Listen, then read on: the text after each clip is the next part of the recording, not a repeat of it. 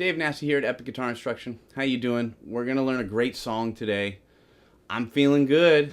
I feel fine. Let's learn some Beatles. Let's have a good time and go through this. So this is a great song to learn at any level of guitar. You're going to do some really wonderfully melodic things here with the guitar. If that's even a proper way to say that, but let's take a look at this D major bar chord in the 10th position, because we're going to manipulate this guy for the opening lick of our song. Now, this song goes like this.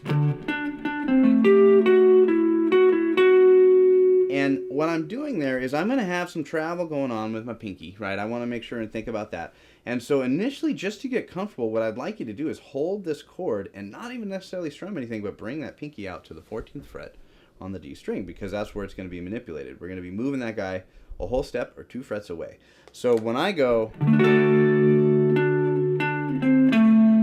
right there, initially I'm hitting 2 notes, and then I'm going to 2 notes of my fretted pinky. I'm going to lift up that pinky to go to my index note on 10, and then I'm grabbing the 3rd finger on the 5th string. So I get, and I bring my pinky to the 3rd string on the 12th fret. So that gives me,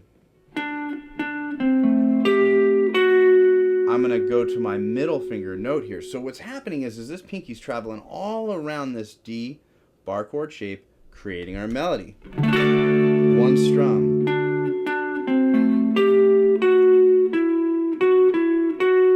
Now I'm going to go between 14 and that middle finger on the 3rd string, 11th fret.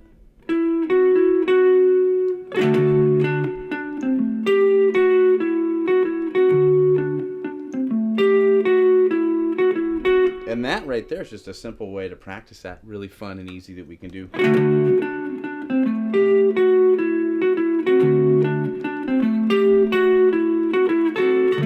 And when I get a little bit of the strum in there, I'm not really shooting for the whole chord initially. I'm just going for the sound. I'm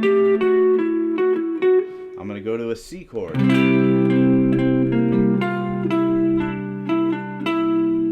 To a G chord. Here's where it gets a little bit more labor intensive because of the distance right between our frets.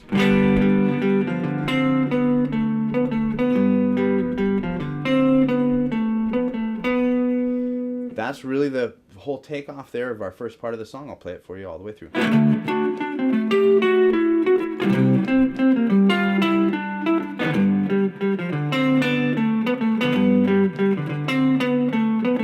Now, I like the twang element that comes along with being on a clean sound, not maybe a whole lot of reverb. Kind of reverb, can't really tell, I swim in it generally.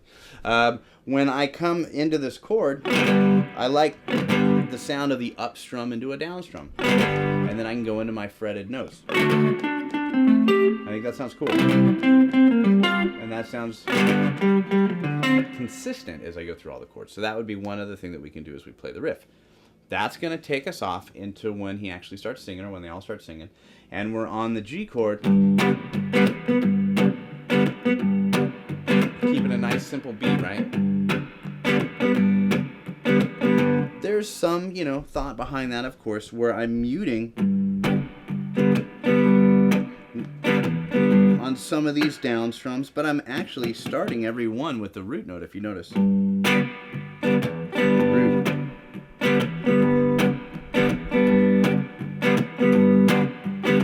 Now, George Harrison's part.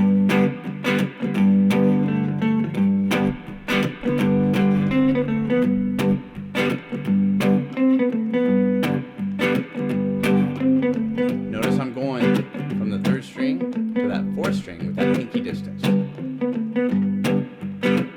Now, it's not this long in the song, we're just getting the feel. I'm in love with her, and I feel fine. And that's where we're going to carry ourselves all the way down. We'll try that from here.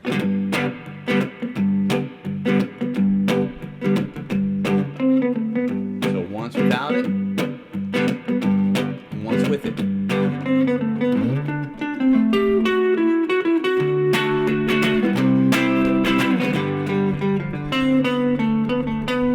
So now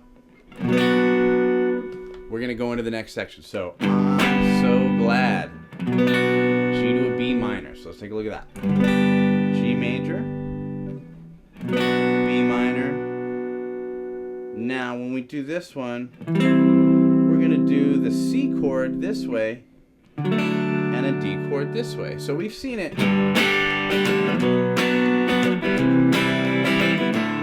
wrong with that, but I like, because a lot of the times when we play these things and we have more than one guy, you know, we're voicing the chords in different ways, and this is the way that George Harrison would play that part. Really, really nice chord changes, just keeping common notes. This is an inversion of a C, so this is 7, and I'm going to bar my first finger. It looks like this, right? But I've just put my third finger at the bottom. And then I'm going to what is referred to oftentimes as a C voicing of a D type of a shape, all right? So let me say that, I guess. A C shape, but I'm playing the D chord, and the cage system is how they would properly pronounce that. So if I worked as Nature's Capo here with my first finger, it looks like you're playing a C chord. My frets are 5, 4 on the 4th string, third string, 2nd fret, my first finger, and my middle finger is on the 2nd string, 3rd fret. There we go. So again.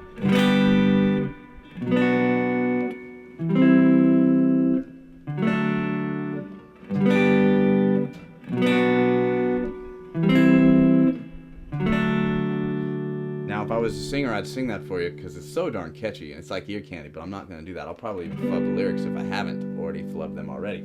But I never claimed to be a singer. Boy, ain't that the truth. Backups. I can do one heck of some backups. That's good. All you guitar players should learn that for job security. But we're making our way through the tune. We've got, of course, the verse. We have the intro. We have a little bridge section, but we don't have the solo yet. And the solo is really cool and simple.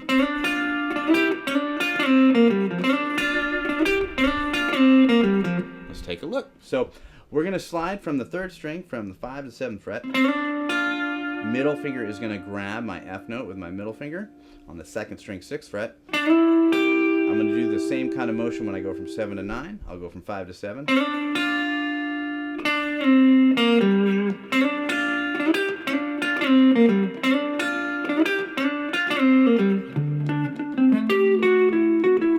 band stops, you play it all by yourself. And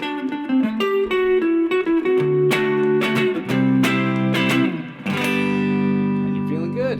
All right, we did it. We made it all the way through a sweet Beatles jam. Not breaking our backs, but we're just understanding chords in a really cool way. So I should say that too as well. If you would like any additional chord information, what you could do is you could click on the link that you see below in the YouTube description box.